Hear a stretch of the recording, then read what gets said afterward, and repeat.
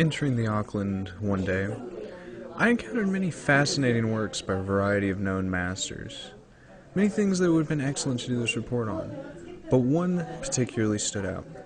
In the Samana Collective, a rare, striking red of a lesser-known painter immediately took me in. The sense of anger and conflict that permeated his work, a piece that felt like the artist was crying out in anger, immediately drew me in. The purpose of this podcast is to figure out why.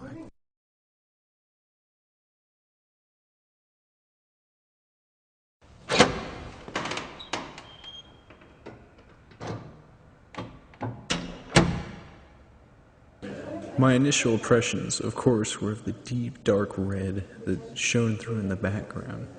Sort of anger from the artist that really you couldn't find in many other paintings. My eyes then took in a bullet, stark and gleaming. It seemed to represent the violence that the red was showing in the painting, kind of embodied as a direct, aggressive attack. Then my eyes were distracted. In the foreground, those butterflies. What could they possibly represent?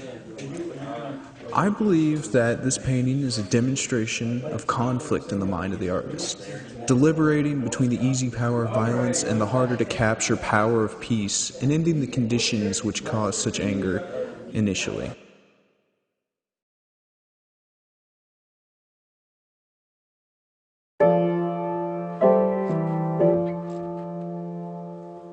To understand the work, I looked into the culture in which it was created. The rich history of India is awash with conflict, but without a doubt its most famous concept is that of nonviolence. This value, passed through the religions of Buddhism and Hinduism as ahimsa, has been best championed in modern times by Gandhi's protests. Seen in this work, he leads his followers in a peaceful march through salt flats, relentless and forward into the viewer. The impressive unity behind their march shows the power held in a community of nonviolent protesters, unified with the goal of change. I believe this power is what the artist recognizes and is valuing over the power of short-lived extremism and violence.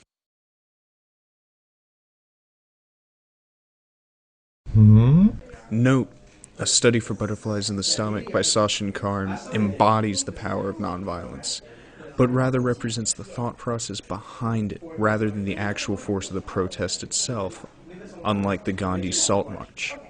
The red background represents an author's anger at the oppression he faces, his need to act out against those who keep him down. The singular bullet stands large, but not chambered and inert. There's undoubtedly power within the bullet, but no one has chosen to utilize it.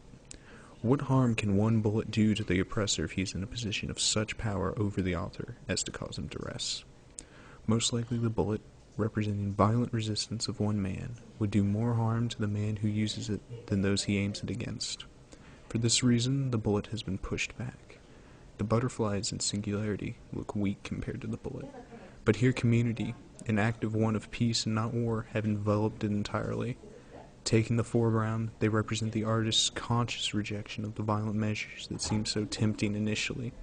Regardless of his anger, the artist knows his true power to effect change is held in his community, in their peaceful drive towards a common goal.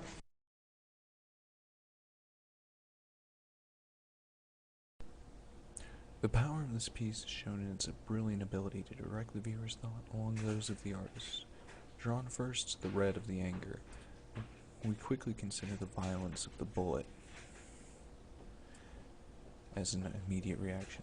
But upon closer reflection, the eye is drawn to the flighty and apparently feeble butterflies.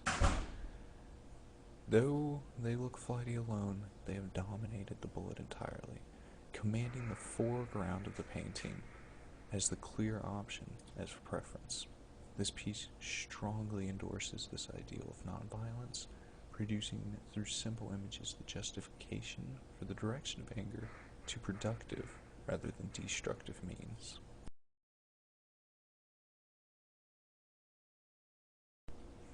This trip to the Auckland was undoubtedly informative, and the Samat Collective an excellent demonstration of the culture and mindset of the Indian people. Their traditional means, historical and cultural, of nonviolence truly trump the power of violence in an individual, and their power of community is expressed not only in their actions but their artwork as well. I certainly look forward to my next visit.